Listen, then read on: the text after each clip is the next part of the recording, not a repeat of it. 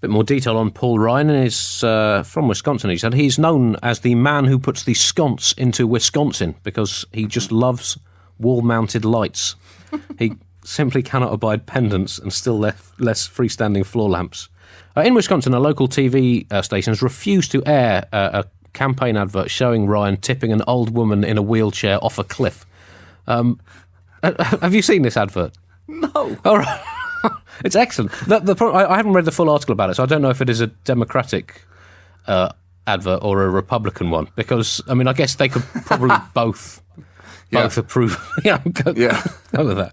I mean, Ryan, it's unclear whether it shows the actual Ryan showing an actual granny off a cliff. He's never explicitly denied hurling old women off cliffs, and that is an eerie silence that frankly speaks volumes of the man.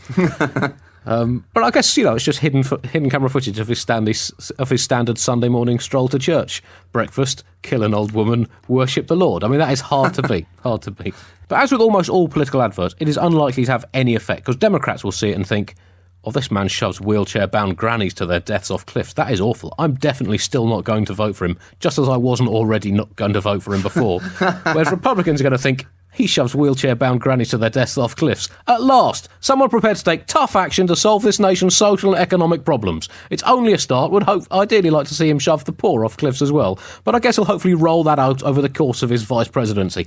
I'm definitely still going to vote for him, just as I was already going to vote for him before. I fucking love democracy. I guess it's all going to boil down to another classic Democratic spending versus Republican thrift battle after the Obama years have seen the federal spending budget balloon by 8% following 8 years of belt-tightening under Bush, in which the federal spending budget shrank by minus 89%.